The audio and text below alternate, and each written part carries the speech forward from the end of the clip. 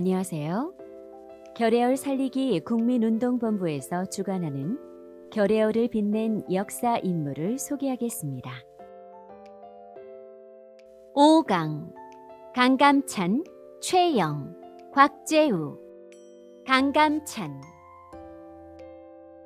큰 별이 떨어져 강감찬 태어나다. 강감찬은 고려시대 외세의 침략으로부터 나라의 위기를 구한 유명한 재상이자 민족의 영웅이다. 그의 본관은 금주이며 948년에 태어났다. 강감찬의 처음 이름은 은천이다. 그의 5대조 할아버지인 강여청이 경주에서 금주로 이주하여 이 지역 세력가로 성장하였다. 그리고 아버지 강공진은 고려 태조에 후삼국 통일에 공을 세워 사만벽산 공신에 책봉되었다. 강감찬은 983년 과거 시험에 갑과 장원으로 급제한 뒤 예부시랑에 임명되었다. 1010년 거란의 성종이 고려의 강조가 목종을 패하고 현종을 즉위시킨 정변을 표면상의 구실로 내세워 침공하였다. 이것을 거란의 제2차 침입이라고 한다. 거란이 서경을 침공하자 강감찬은 전략상 일시 후퇴할 것을 주장하였다. 이에 현종은 나주로 피난해 사직을 보호케 하였다. 거란이 후퇴하고 현종이 개경으로 돌아온 뒤 1011년에 강감찬은 국자 죄주가 되고 이어서 한림학사, 승지, 좌산기 상시, 중추원사, 이부상서 등을 역임하였다.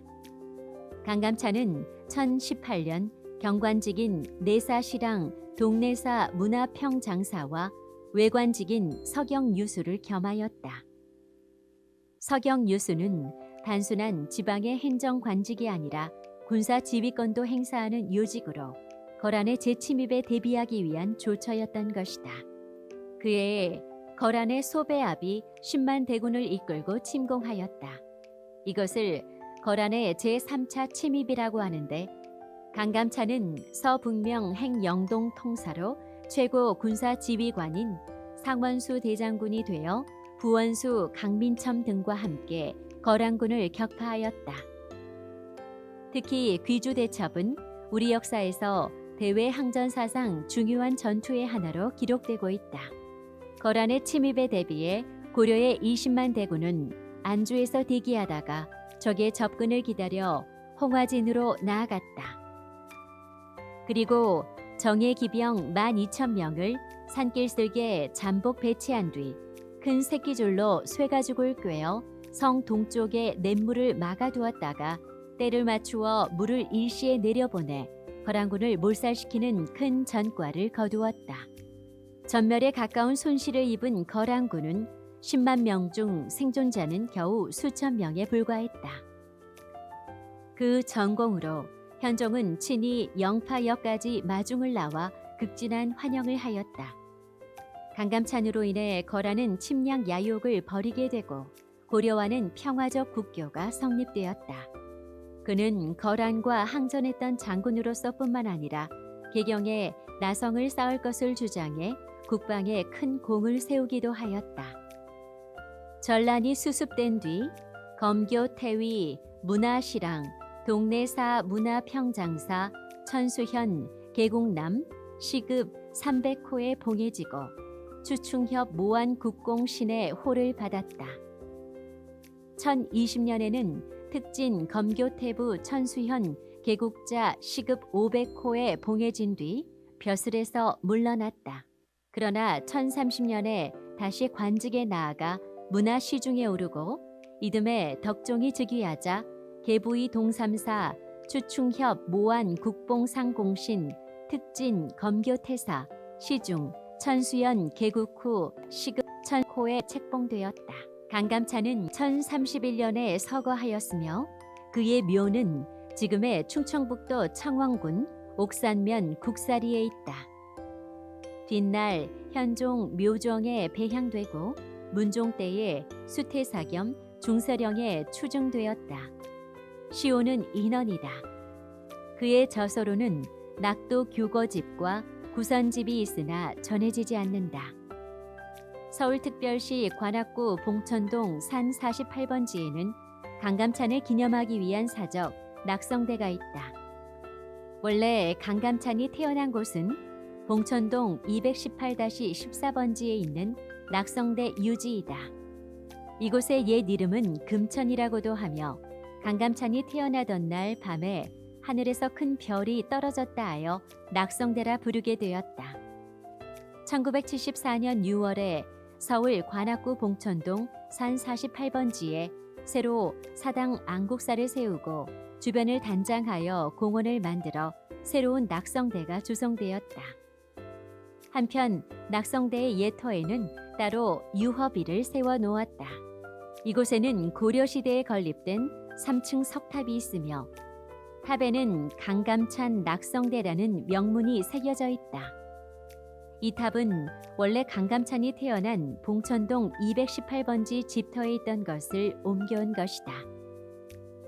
임진왜란 때 왜군들이 석탑의 대석을 비틀어 어기고 탑의 위층을 빼어 한 층을 낮추어 전기를 줄이고 탑 안에 있던 보물을 훔쳐갔다는 일화가 전한다. 그들은 탑만이 아니라 탑 주위에 있던 병풍바위와 선돌바위도 모두 부수고 탑의 동쪽 구름을 파내어 땅의 혈맥을 끊기도 하였다고 전해온다.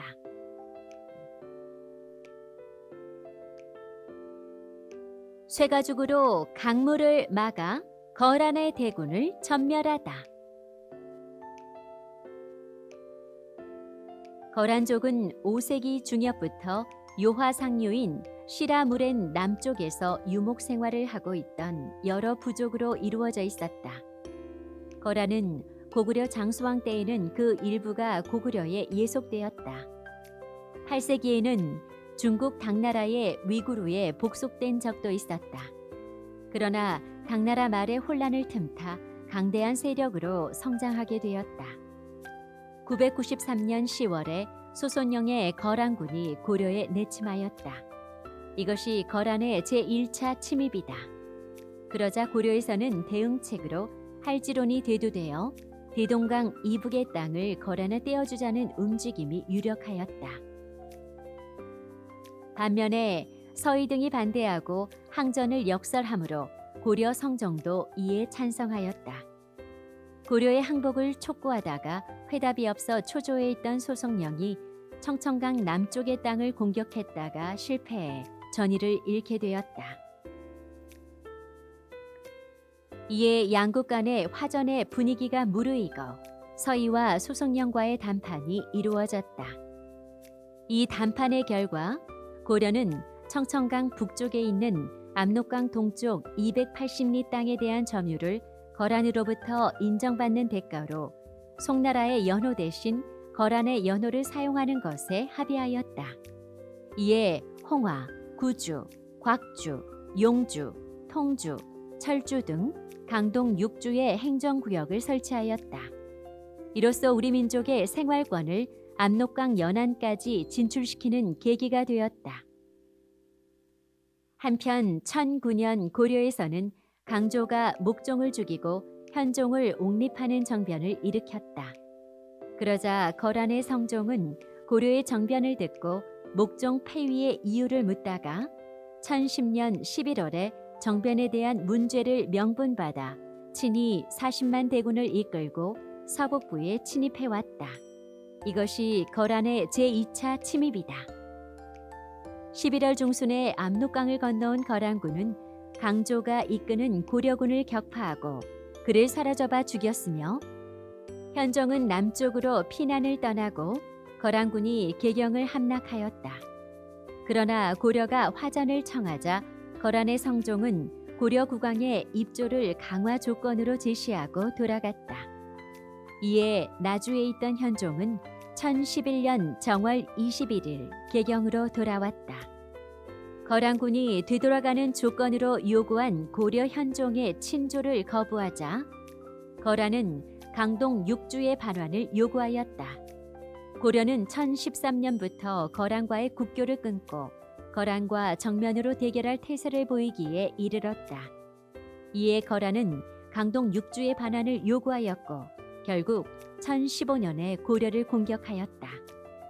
1018년 12월에 거란 대군이 고려에 진입했는데 이것이 제3차 침입이었다. 고려는 상원수 강감찬이 부원수 강민참과 더불어 20만의 군대를 인솔하게 출전하여 거란군을 무찔렀다. 거란군은 싸움마다 불리하게 되어 남은 군대를 모아 되돌아가지 않을 수 없게 되었다.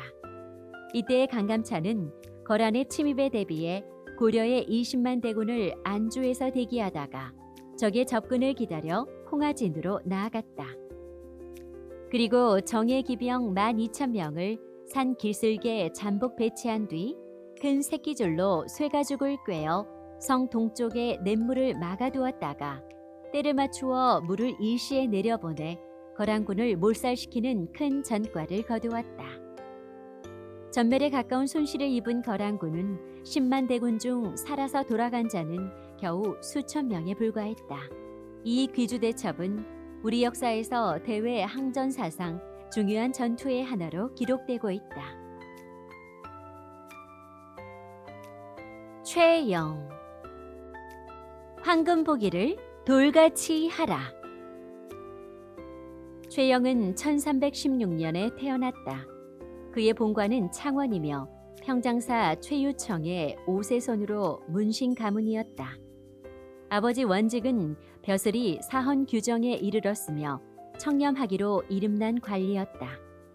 아버지는 최영에게 두 가지를 가르쳤다고 하는데 첫째는 황금 보기를 돌같이 하라는 것이고 둘째는 무신이 되라는 것이었다. 최영이 활동하던 시대는 고려가 원나라로부터 정치적 간섭을 받고 있었는데 홍건적과 왜구의 침입으로 더욱 큰 위기에 빠졌다. 홍건적은 원나라의 통치가 흔들리자 그 틈에 일어났던 중국의 반란군이었는데 원나라는 홍건적을 진압하지 못하고 1354년에 고려의 지원군을 요구하였다.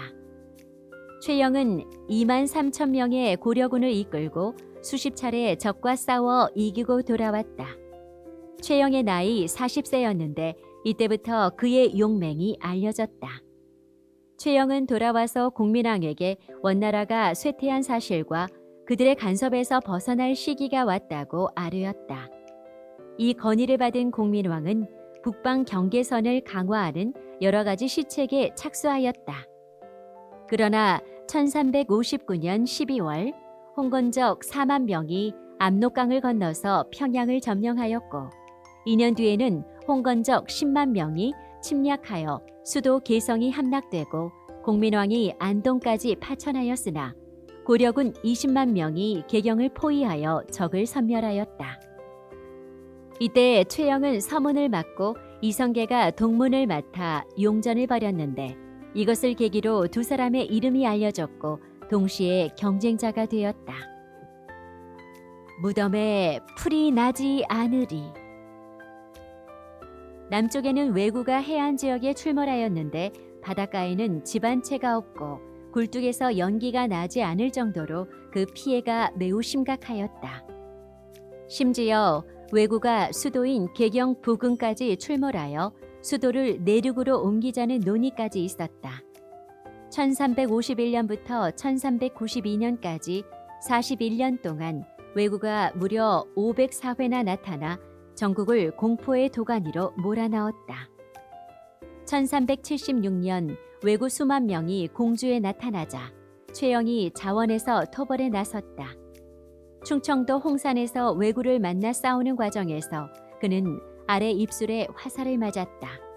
그러나 그는 조금 더 당황하지 않고 화살을 뽑고 자신에게 활을 쏜 왜구를 향해 화살을 쏘아 죽였다. 이 광경을 목격한 고려군은 함성을 지르며 왜구를 공격하여 대승을 거두었다. 이 전투가 홍산 대첩이다.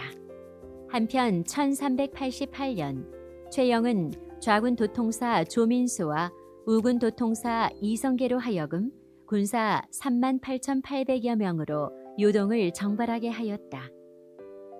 그러나 이성계가 조민수를 설득하여 위화도에서 회군함으로써 요동 정벌은 실패로 끝나고 말았다. 이로써 우리 민족은 요동 지역에 대한 고토 회복의 꿈을 접어야만 했다. 최영은 위화도 회군을 단행하고 기세가 오른 이성계의 막강한 원정군을 막지 못하여 결국 도성을 점령당하고 말았다. 그리하여 강직 용맹하고 청렴했던 그는 이성계에게 잡혀 고향인 고병현으로 유배되었다. 그 뒤 다시 하포 충주로 옮겨졌다가 공료죄로 개경에 압송되어 순군옥에 갇혔고 그해 12월에 참수되었는데 그의 나이 73세였다. 최영이 죽던 날 도성 안의 사람들이 모두 가게 문을 닫았고 철없이 길에서 놀던 아이들과 거리를 지나가던 아낙네들도 모두 눈물을 흘렸다고 전한다. 최영은 죽기 전에 말하기를 내가 평생에 한 번이라도 탐욕한 마음을 먹었다면 내 무덤 위에 풀이 날 것이고 그렇지 않다면 풀이 나지 않을 것이다 라고 하였다. 그런데 지금도 경기도 고양시에 있는 최영의 무덤에는 풀이 나지 않는다. 한편 세상에는 최영 장군의 뛰어난 무공과 억울한 죽음으로 그를 민간에서 신으로 모시고 있으며 아울러 그에 대한 설화가 세간에 전승되고 있는데 그 내용은 다음과 같다. 최영 장군은 딸이 하나 있었는데 그녀에게는 사랑하는 남자가 있었다. 그런데 최영 장군은 사윗감은 자신이 직접 시험하여 자기만한 재능이 있는 사람을 고르려고 하였다. 그래서 그 젊은이를 불러서 먼저 자기의 재주를 보여주었다. 즉, 최영 장군이 목을 자르고 난 뒤 그 목이 다시 붙어 소생하는 재능이었다. 딸은 아버지가 다시 살아나면 자신의 혼인이 성사되지 않을 것으로 판단하고 떨어진 목에 매운 재를 뿌려 아버지의 목이 다시 붙지 못하게 했다는 것이다. 이 설화는 최영 장군의 신이한 능력을 강조하는 의미와 억울한 최후를 드러내는 의미가 있다. 이러한 이야기는 최영 장군을 신으로 모시는 사람들 주변에서 신성성을 견지하면서 전승되고 있다. 곽재우 홍희 장군 유격전으로 왜군을 무찌르다. 곽재우는 1552년 경상남도 의령에서 태어났다. 그의 본관은 현풍이며 자는 계수이고 호는 망우당이다. 영의정 과걸의 셋째 아들로 태어났는데 아버지가 병이 들어 죽을 때 자신의 관복을 그에게 입혀주면서 내가 우리 집 가업을 이을 사람이다 라고 하였다. 1585년 곽재우는 34세의 나이로 별시의 정시 2등으로 뽑혔다. 그러나 지은 글이 왕의 뜻에 거슬린다는 이유로 발표한 지 수일 만에 취소되었다. 이후 과거에 나갈 뜻을 포기하고 남강과 낙동강의 합류 지점인 기강 근처에 집을 짓고 과거를 단념하고 낚시질로 세월을 보냈다. 1592년 임진왜란이 일어나자 곽재우는 재물을 처분하여 의병을 모집하였다. 그는 사람들이 모이면 자기 옷을 벗어 군사들에게 입히고 심대승 등 10여 명과 생사를 함께하기로 맹약하였다. 또 관청의 창고에 있는 세미를 가져다가 군사들에게 먹였다. 이때 우연히 집 안으로 백마 한 마리가 들어왔다. 그는 이 말을 타고 싸움터로 달아갔는데 사람들이 귀신이 도운 것이라고 하였다. 그는 임진왜란이 일어나자 맨 처음으로 의병을 일으켜 왜적을 토벌하였다. 곽재우는 신출귀모라는 유격전을 벌였다. 갑자기 말을 달려 적진을 스쳐 지나가는 척하다가 숨었다 나타나서 왜적이 종잡을 수 없게 하였다. 그래서 미리부터 병법을 연구하고 임진왜란에 대비하였던 것처럼 보였다. 곽재우는 싸울 때 항상 붉은 비단으로 만든 첩리를 입고 당상관의 입식을 갖추어 스스로 청강 홍희 대장군이라 자칭하였다. 그는 여러 군사들에게도 붉은 옷을 입혀서 왜적들이 갈피를 못 잡게 하였다. 태평소를 불 줄 아는 사람을 많이 모아 붉은 옷을 입혀 사방의 산꼭대기에 배치해 두었다가 왜적이 오면 일제히 태평소를 불게 하면서 언덕 뒤에서는 군사들이 활을 쏘아 외적을 놀라게 하였다. 재침에 대비하소서. 1599년 곽재우는 경상우도 방어사에 임명되었으나 상중임을 구실로 나가지 않았다. 그해 10월 경상좌도 병마절도사가 되어 경주, 울산의 전투 경험이 많은 군사 2,000명을 수성군으로 삼고 내륙에 있는 잡병 6,000명은 고향으로 돌려보내 농사에 충실하게 해달라고 건의하였으나 조정에서 이를 받아들이지 않자 벼슬을 버리고 집으로 돌아갔다. 이 때문에 사원부의 탄핵을 받고 영암으로 귀양 갔다가 1년 만에 풀려났다. 이후 여러 관직에 제수되었으나 나가지 않았다. 귀양에서 돌아온 곽재우는 현풍의 비슬산에 살면서 영산의 창암진의 망우정이라는 정자를 짓고 의병을 일으키기 이전의 생활로 되돌아갔다. 그는 신선되는 술법을 배워 곡식 먹는 것을 끊었다. 어떤 때는 한 해가 넘도록 먹지 않았다는데도 몸이 가볍고 건강하였다. 날마다 먹는 것이라곤 조그맣게 뭉친 송화가루 한 조각이었다고 한다. 그러나 다시 조정의 부름을 받고 거절할 수 없어 1604년 찰리사가 되어 인동에 천생산성을 보수했다. 이어 선산부사로 임명되었으나 나가지 않고 찰리사라는 벼슬마저 사퇴했다. 그 뒤 둥지 중추부사, 한성부유윤을 역임하고 1608년에 다시 경상좌도 병마절도사, 용양위 부호군을 거쳐 이듬해 경상우도 병마절도사, 삼도수군 통제사에 제수되었으나 나가지 않았다. 1610년 광해군의 간청으로 서울에 올라가 호분위의 부호군, 호분위의 대호군 겸 오위도 총부의 부총관에 제수되었고 이어 한성 부좌윤에 임명되었으나 나가지 않았다. 이에 함경도 관찰사로 바꾸어 발령했다. 1612년 전라도 병마절도사에 임명되었으나 병을 칭탁하고 나가지 않았으며 이듬해 영창대군을 신구하는 소를 올리고 낙향했다. 1616년 창암 강사에서 장례원 판결사를 제수받았으나 역시 나가지 않았다. 곽재우는 필체가 운건 활달했고 시문에도 능했다.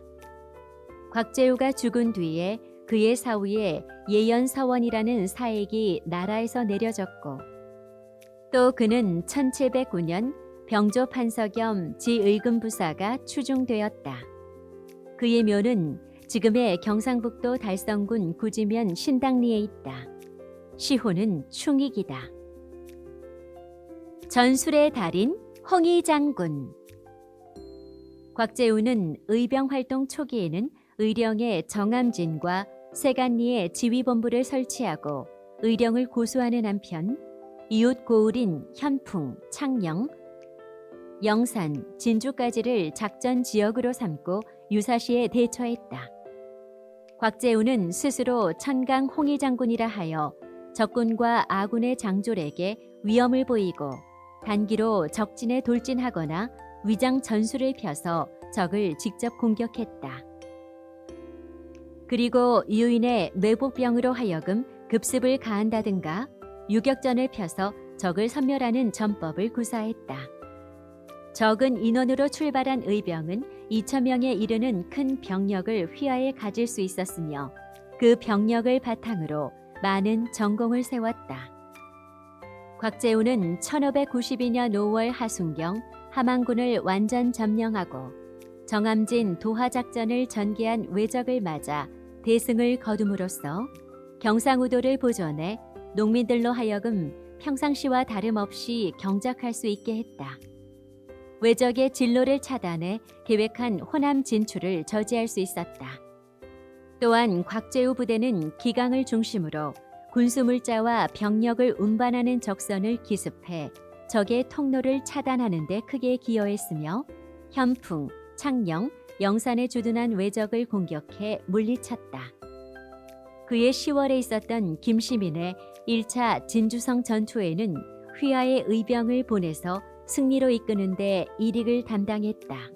한편 곽재우는 정유재란 때는 밀양, 영산, 창녕, 현풍 등 네 고을의 군사를 이끌고 화왕산성을 고수해 외적의 접근을 막았다.